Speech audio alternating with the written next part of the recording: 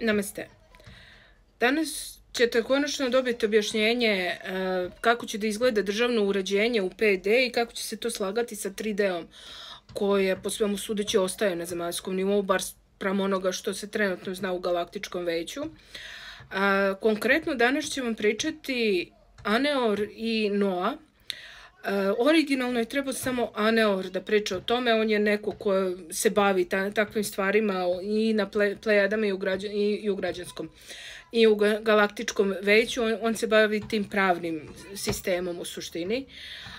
Međutim, zanimljivo je šta je Noa dodao u vezi sa ovim, tako da svakako uživite u porukama i možda će ovo biti neočekivano, meni jeste svakako.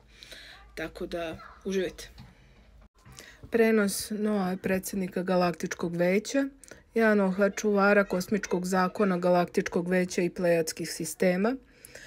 Lokalitet prsten Jupitera, sala zlatno-plavih stubova. Prenos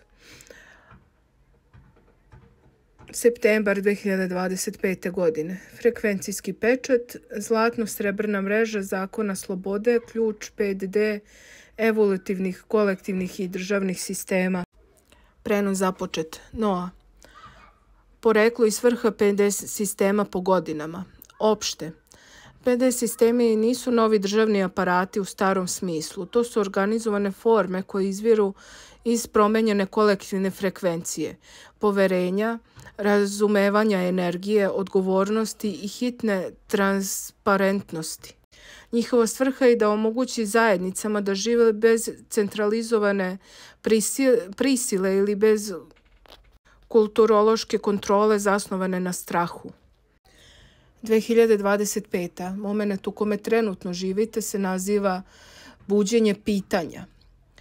Zbog toga se dešavaju velike promene i veliki ratovi na zemaljskom nivou bez neke velike i očigledne svrhe.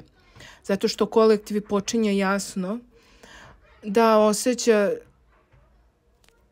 razliku između intuicija i stvorenih potreba ljudi. Zbog toga vam se sada postavljaju pitanje šta je zaista vrednost, kome služe zakoni. Ovo je vreme prelaza iz intuitivne debate u praktičan zahtev. Svrha 5D sistema u ovoj fazi je postavljanje pitanja, stvaranja uslova da se ponovo ispitaju forme vlasti.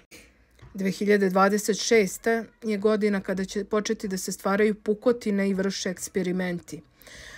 Tada će da počnu da se pojavljaju konkretni primjeri malih, lokalnih eksperimenata, mreže razmene, komune, pravni dogovori koji funkcionišu bez centralne dozvole. Ovo je moment kada će da počnu da se pojavljaju otpori usmereni prema pokušaju centralizacije. Na primjer, centralizovane digitalne valute, kontrolni protokoli. To su sve pokušaji da 3D ostane u granicama sistema. Međutim, znate da je svrha 5D da ponudi alternativne protokole za vrednovanje i donošenje odluka, lokalna autonomija, horizontalni kodeksi. 2027. godina će biti dualna godina, zato što će početi jasno razdvajanje dva toka. Staro će nastojati da se održi silom i nametanjem, dok će novo početi da se širi kroz sve pukotine koje bude moglo da nađe. S obzirom da ćemo mi već biti uz vas, pomoći ćemo vam da uspostavite čvorove, regionalne mreže, samouprave koje međusobno razmenjuju resurse i informacije bez hijerarhije. Svrha 5D-a u ovom momentu je da pokuša da održi sve decentralizovane sisteme u praksi. Pravni, ekonomski i sigurnosni protokoli će biti zasnovani na poverenju, ne na strahu. 2028. godina je godina hibridnih faza. Hibridni modeli postojanja normi. Ovo je pokušaj da se 3D i 5D nekako ujedine Tako da 3D institucije će i dalje postojati, ali počinju da se usklađuju kroz ugovore sa lokalnim mrežama, na primjer priznavanje lokalnih zakona, ekonomski automotivnih prostora. I pokušat će da naprave standardizovane ugovore i sporazume postojanja suživota. Svrha PD je napraviti prelaz koji omogućava ljudima da biraju u kom sistemu žele da funkcionišu, lokalno, nacionalno ili hibridno. 2029. godina je konsolidacija novih normi. Mreže rade kao pouzdane jedinice, arbitražne zajednice, novi oblici pravde, ekonomije zasnovane na raznim doprinosima.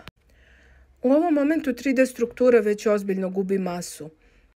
Ona služi više kao servis nego kao kontrolni aparat, dok 5D izgrađuje autonomne, samoodržive zajednice koje su međusobno kompatibilne i u stanju da stabilizuju veće sisteme kada zatreba. I 2030. godina kada dolazi do stabilizacije prelaza. Kada zvanični deo populacije funkcioniše putem PD protokola, stari modeli gube funkciju i energiju. Rezultat, država kao centralizovana sila nestaje preko noći, ali njena uloga se repozicionira. Od upravljanja do sprovođenja ka servisiranju, garantovanju prava i umrežavanju. Uloga PD u ovoj fazi je da omogući slobodu izbora za sve, gde politička forma prestaje da vibrira kroz zajednicu i u potpunosti gubi moć. Prenos Aneoha, arhitektura i novog sistema i koegzistencija sa 3D. Opšte, PD arhitektura nije instant zamena za 3D državu, to je sistem slojevitih promjena. Njegova sigurnost i pravda ne leži u sili nego u transparentnosti, verifikaciji kroz polje i sposobnosti zajednice da sama upražnjava odgovornost. Osnovni elementi arhitekture PD. Čvorovi, local nodes, najmanja jedinica upravljanja koja će da odlučuje o lokalnim potrebama, deljenjima resursa, rešavanju konflikata bez bilo kakvih represivnih praksi. Njena organizacija će biti rotirajuće služenje, liderstvo kao zadatak, ne kao privilegij. Drugi nivo su povezne mreže, to su čvorovi koji se međusobno povezuju radi razmene socijalnih resursa, medicina, obrazovanje, energija. Njihov cilj je da se postigne sporazum harmonije i fleksibilnosti i kooperativni krugovi koji nisu vlada, već rade u saglasju jedni sa drugim, olakšavaju prilagodljivost datim situacijama i rešavanje globalnih problema kao što su klima, resursi i nove tehnologije. Kako će PD da koinzistira sa 3D konkretno? Ako govorimo o pravu i pravdi, ako znamo da je 3D sudstvo nešto što vlada silom, a PD je zajednica koja upravlja kroz transparent vremenskom protokolu tokom 2026. do 2028. vidimo rast restriktivnih praksi do 2030. godine. Većina svakodnevnih nekoherentnih slučajeva rešava se lokalno.